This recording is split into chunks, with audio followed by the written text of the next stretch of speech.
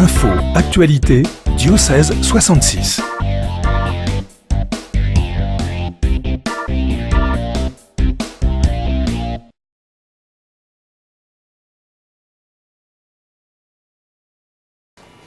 Parce que l'adolescence est un moment important dans la vie d'un jeune.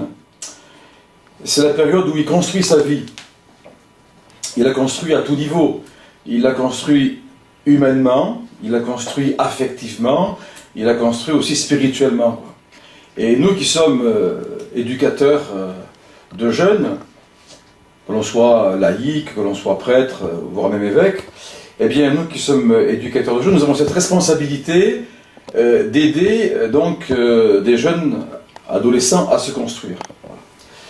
Et l'Église a aussi une responsabilité importante, parce que ce qui est essentiel, je crois, pour le Christ, c'est effectivement que l'homme se construise harmonieusement dans toutes ces dimensions que j'ai évoquées.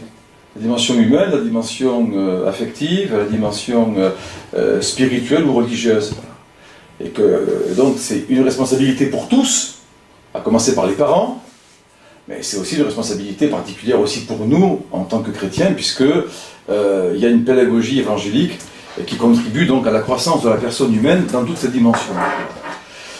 Donc, comme Teen Star, effectivement, s'attache davantage à, j'allais dire, l'éducation, affective et sexuelle des adolescents, ça rentre effectivement pour moi dans le projet de Dieu. En même temps, je crois que quand on parle d'éducation affective, il ne faut jamais la séparer de la construction humaine, c'est-à-dire un jeune qui veut aussi réussir sa vie, donc c'est-à-dire réussir ses études, donner les moyens d'avancer dans la vie, d'avancer dans le sens de la vie, et aussi de ne pas la détacher de la dimension spirituelle. Voilà. Et donc je crois que Teen Star, en fait, a quand même derrière l'éducation affective et sexuelle des jeunes, le souci, effectivement, donc d'éduquer au sens de faire grandir, et educare, faire grandir donc un adolescent harmonieusement dans toutes ses dimensions pour qu'il soit demain un homme accompli et responsable. Voilà. Parce que, également, la sexualité, c'est une responsabilité. Voilà. C'est pas uniquement, se donner du plaisir, etc., mais c'est une responsabilité. C'est-à-dire que lorsque un jeune entre dans une relation sexuelle avec une adolescente, par exemple, c'est une responsabilité. C'est-à-dire que je suis aussi responsable de mon corps, bien sûr, mais aussi du corps de l'autre. Voilà. Et ça s'apprend. Voilà. Je vais pas, et je crois que dans Teen Star, ce qui me paraît intéressant, c'est cette éducation aussi au respect du corps de l'autre. Alors vous me direz, c'est commun à toute éducation affective et sexuelle, c'est vrai, mais je pense que dans la façon dont Teen Star organise dans son parcours pédagogique, je crois, me semble-t-il, en 12 groupes, en 12 ateliers, pardon, donc répartis sur une année, je crois qu'il y a aussi cet apprentissage du respect de mon corps, mais aussi du respect du corps de l'autre. Ce qui souvent, dans une sexualité mal vécue, eh bien, sombre dans l'égoïsme. Je pense d'abord à moi avant de penser à l'autre. Donc je pense que dans une relation sexuelle, il y a deux personnes. En même temps aussi, ce qui est important, c'est que la relation, je veux dire la sexualité, de manière générale, ne se réduit pas uniquement à la génitalité. C'est-à-dire, je fais une rencontre d'un soir, je vais avoir un rapport sexuel, je vais prendre mon plaisir, et après je m'en vais, je passe à autre chose. Dans la sexualité, il y a aussi l'affectivité. Je dirais même que c'est l'affectivité qui, en temps normal, doit commander donc la génitalité, l'exercice de la sexualité, au sens physique du terme. Voilà.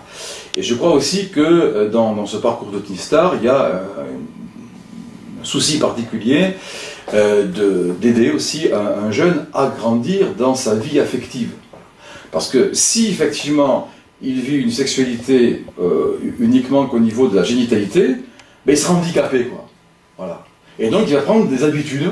Voilà, donc il va avoir, et même qui risque même de l'amener à avoir une sexualité de type compulsif, quoi, sans cette dimension d'affectivité, parce que on ne peut pas séparer l'amour de la sexualité pour moi. On ne peut pas séparer les deux. Voilà. La sexualité donc est un don de Dieu justement, mais qui permet à travers la beauté des corps, et la beauté de l'union entre deux corps, de manifester et d'exprimer vraiment ce qu'il y a de plus sublime et qui est inexprimable. C'est l'amour, parce que l'amour, il nous dépasse. Et il est plus grand que nous, on ne pourra jamais en faire le tour. Et en fait, dans la sexualité, c'est le signe visible, au fond, de cet amour. Et ça s'apprend. Voilà. On ne peut pas le faire n'importe comment, voilà, ça s'apprend. Donc je crois que Teen Star tient bien dans son parcours pédagogique tous ces paramètres que donc, je viens de vous partager. Parce que ce qui est en jeu d'abord, c'est pas d'abord la morale de l'Église, elle a une morale bien sûr, c'est l'épanouissement du jeune. Voilà. Et ce qui me plaît dans Teen Star aussi, c'est qu'on ne fait pas du prosélytisme, mais on essaye de donner donc, à des jeunes, dans leur liberté, des clés qui leur seront utiles justement pour vivre un sain épanouissement de leur vie sexuelle, affective et sexuelle. Voilà. Donc, et ça, je crois que c'est quand même aujourd'hui très très important dans la vie d'un jeune, d'autant plus que aujourd'hui, donc, on se rend compte à travers les réseaux sociaux, ou à travers Internet, ou à travers les publicités, on se rend compte qu'il y a une déformation de la vie affective et sexuelle. Quoi. Et que des jeunes qui se laissent entraîner dans cette déformation risquent, j'allais dire, d'être boiteux dans l'existence, et y compris dans leur vie affective et sexuelle.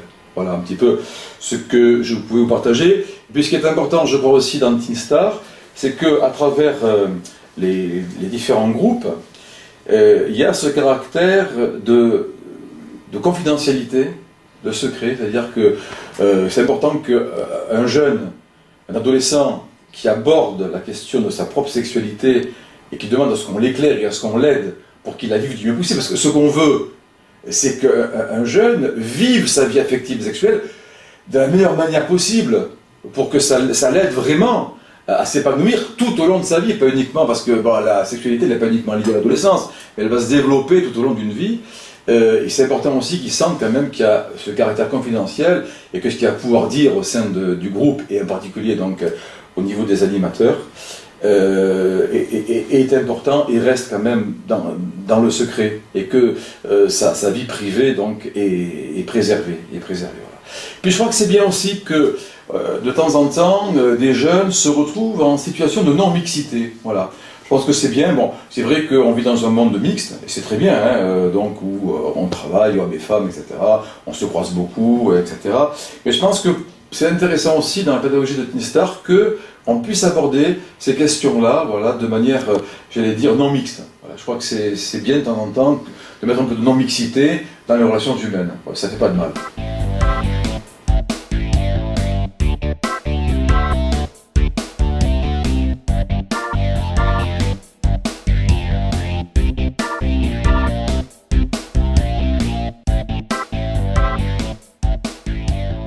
Je reviens un petit peu sur la non-mixité.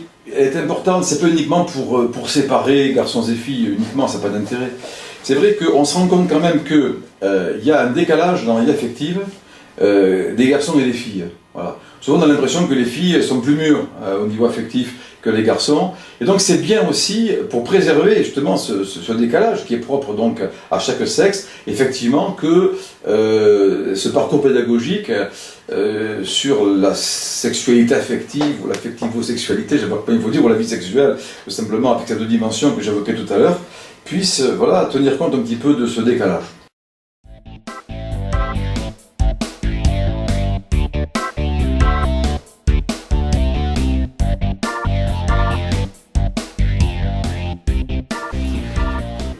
Personnellement, je crois que Teen Star peut être considéré comme un service diocésain, ou un service rendu au diocèse, en particulier dans la pastorale des jeunes. Je pense bien sûr aux aumôneries de l'enseignement public, je pense également donc, à l'enseignement catholique, je pense aussi au monde universitaire, à la pastorale, au monde universitaire. Voilà.